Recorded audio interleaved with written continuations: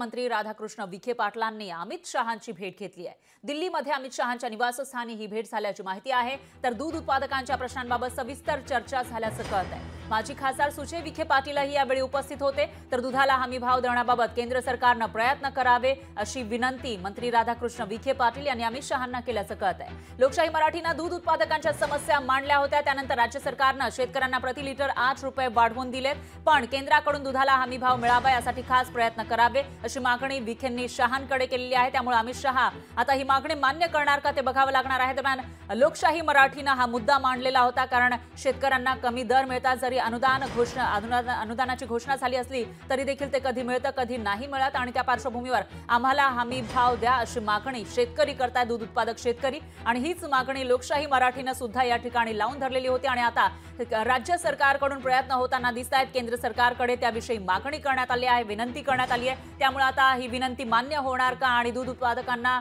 हमी भाव मिळणार का ते बघावं लागेल।